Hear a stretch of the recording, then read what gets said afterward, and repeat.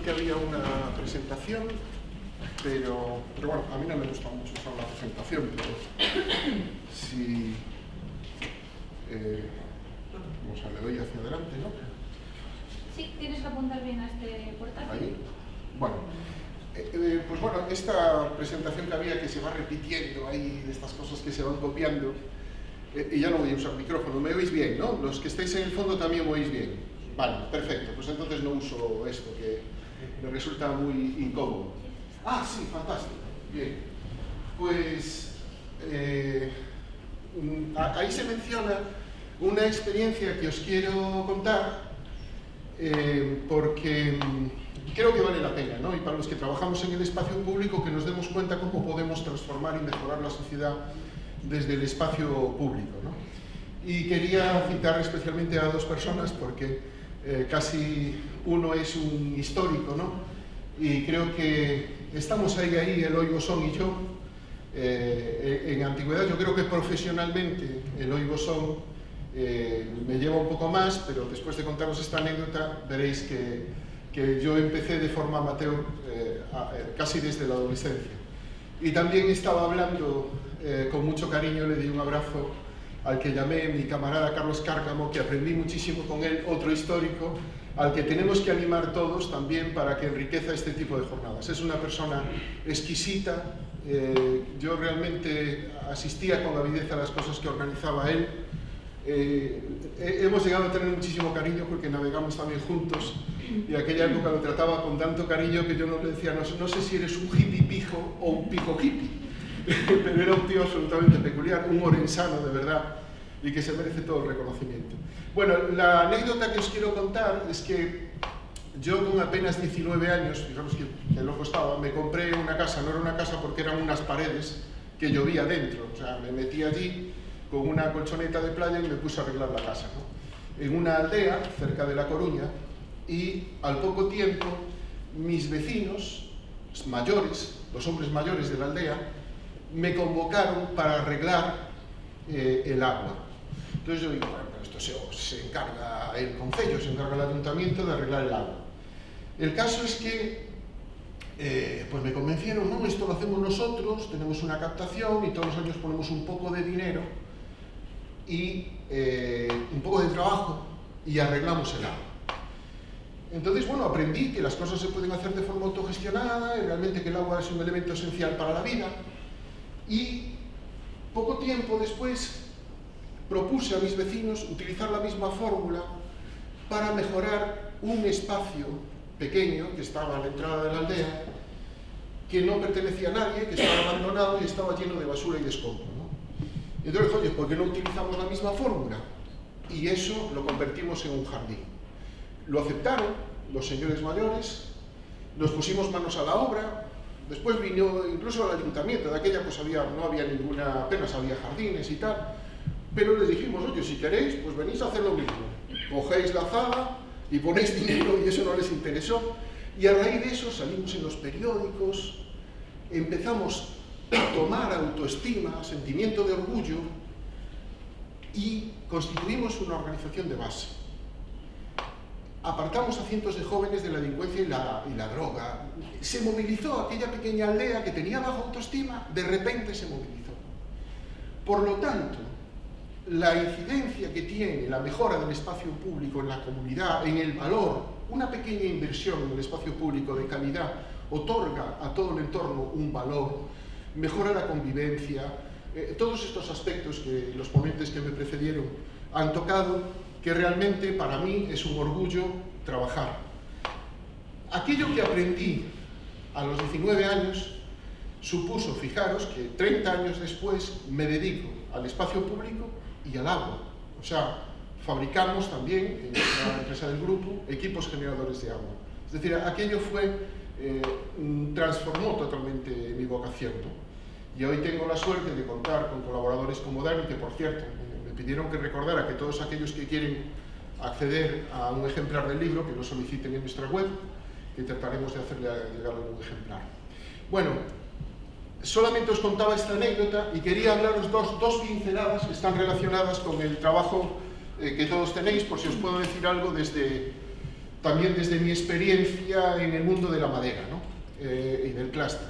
El clúster es una organización que entre todas las empresas que estamos en el clúster facturamos aproximadamente 1.500 millones de euros y damos empleo directo a 5.500 personas, muchas de ellas situadas en el mundo rural, que está muy necesitado de empleo porque está sufriendo el abandono, y aproximadamente representa el 92% del PIB del sector, el clúster, ¿no?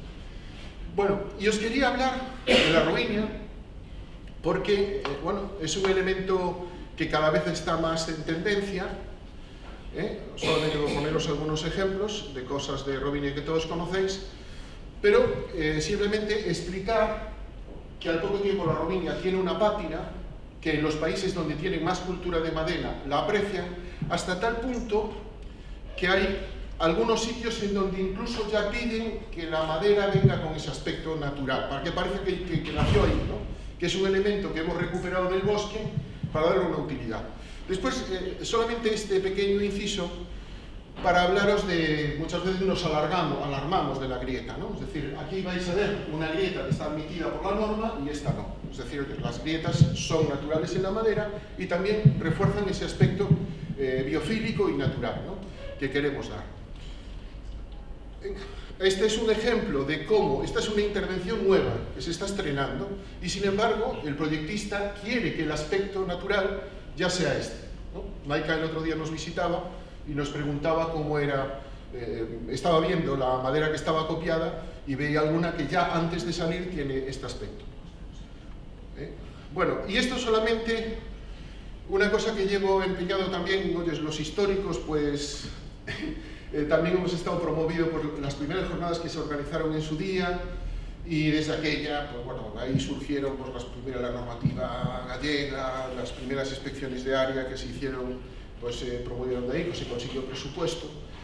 Y llevo absolutamente empeñado en los materiales naturales de absorción de impacto, ¿no? Que es una pena que los que producimos aquí se exporten masivamente, que apenas los apliquemos aquí, ¿no?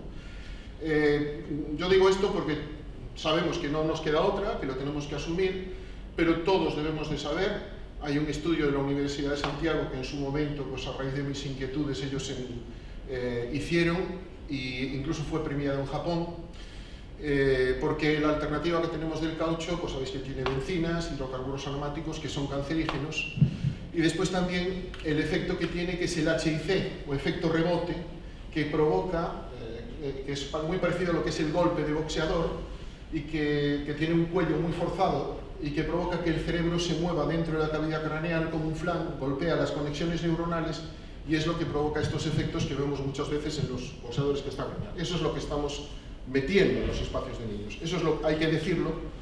Sabemos que es una tendencia porque en las ciudades los prescriptores que tienen voluntad de poner elementos naturales muchas veces no son capaces, a veces me han pedido ayuda. Participa en este foro y participa gente bien intencionado, pero que no tiene acceso a este conocimiento porque le parece que todo es la asepsia, la limpieza, a pesar de que a partir de ahí todos sabemos que después eso deriva en alergias y graves problemas para los niños, ¿no? Todos vemos ese efecto de cuando te caes en un arenero de garbancillo o un elemento de estos tipos de cáscara de pino, pues te quedas pegado, no rebotas. Bueno, en definitiva, yo creo que debemos de seguir trabajando, intentando aprovechar un producto que es de la naturaleza y que está aquí. A los que somos biofílicos, bueno, que está por aquí, pues realmente nos interesa mucho, ¿no? Yo solamente, se ha hablado de la biofilia aquí, solamente os quiero decir que yo literalmente, pues, vivo, me parece súper saludable vivir en contacto con la naturaleza. Se ha demostrado el efecto que tiene el contacto con la naturaleza y se ha demostrado que aquellas ciudades que tienen más espacios biofílicos mejoran la longevidad de las personas. Entonces, es un elemento fundamental, lo mismo que en el parque debemos de incluir la pedagogía, el juego libre, todos estos aspectos que generan valor, identidad, etcétera, que se han estado comentando aquí. Yo creo que es fundamental que contemplemos y de hecho de eso va a tratar dos pinceladas que os voy a dar sobre el libro este que hemos publicado y da tipo a la conferencia. Y solamente hablaros de los bosques periurbanos, ¿no? Lugo y Vigo, concretamente, la ciudad donde estamos, tienen un privilegio que es absolutamente único a nivel europeo, ¿no? Tienen unos bosques periurbanos enormes, ¿no? Solamente creo que hay algunas ciudades en Portugal que podrían considerarse similares. Se están empezando a buscar iniciativas. Fijaros, esta semana se publicaba: una empresa privada va a hacer una intervención en un bosque periurbano, ¿no?, de aquí de Vigo. Y aquí vemos rutas por los alrededores que ya están trabajando o sea, que ya estamos utilizando los bosques periurbanos. Estos días hablé con el director general de la Asociación Forestal de Galicia y con el presidente de la Mancomunidad de Comuneros de Vigo para preguntarles cuál era su opinión, y ellos me transmitían que están encantados de colaborar con los proyectistas, con los prescriptores, con las personas preocupadas por el urbanismo en la ciudad, pero que querían también muchas veces que se viera su perspectiva, ¿no? Es decir, oye, pues nosotros arreglamos las pistas y vienen los de los quads y nos las destrozan. Y que a veces tienen que comprender que ellos necesitan reunir dinero para hacer intervenciones. Yo propondría a los organizadores que en este encuentro contemos con esas personas para que ellos nos hagan propuestas. Tienen recursos que incluso pueden complementarlo. Y yo decir que cuando yo vivía de niño en una ciudad, esas zonas periurbanas eran nuestra zona. Ahí era donde hacíamos nuestras casetas, era donde tomábamos contacto con el mundo rural, porque claro, todo lo demás pues está controlado por el orden, la ordenanza, etc. Era el espacio de libertad, donde se acababa la frontera entre la ciudad y entraba ese mundo fronterizo, que es el mundo rural.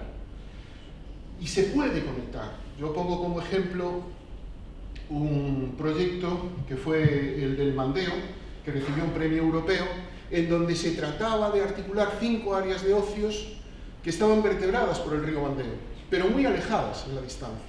Entonces lo que hacíamos era ir dedicando diferentes áreas temáticas, que si a los oficios tradicionales, que si a los animales endémicos, que si a un campamento romano, que había vestigios, que allí hicimos pues un conjunto de menires que Dani utilizaba en su dibujo para la portada. Entonces despertaba ese interés de ir a ver esos sitios, ¿no?, de salir de la ciudad, ¿no?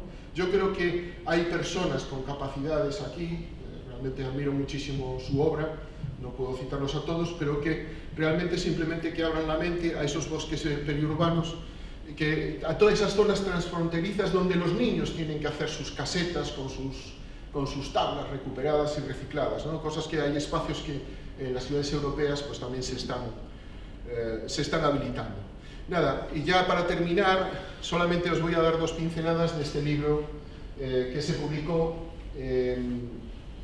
recientemente, ¿no? Gracias, lo editamos con el clúster, gracias al patrocinio de Xera, y fue una iniciativa dentro del departamento de proyectos de Galopín, tanto Iria, Dani o Noemi, que hoy no está aquí, pues ellos iban desarrollando una metodología de cómo hacer un elemento, digamos, cómo hacer un espacio biofílico, pero no teníamos la base teórica, científica, ¿no?, para que realmente esas reglas pues fueran las correctas, ¿no? Entonces encargamos a la universidad que primero hicieran un análisis teórico y después fueran desarrollando una serie de indicadores. Estos son los 14 patrones, o sea, solamente he puesto pues, de refugio, misterio, es decir, algunos, si queréis, también tenemos ahí algún ejemplo del libro, donde se van desarrollando los patrones, después va estableciendo los 4 enfoques y 16 indicadores, los 54 parámetros, ¿no? Además cada uno de ellos está ilustrado con un ejemplo, y todo eso lleva a unas fichas técnicas en donde vamos evaluando nuestro propio proyecto. Y bueno, es una humilde aportación. Nosotros lo único que le pedimos a la universidad era que tuviera un formato de manual para que fuera de fácil consulta.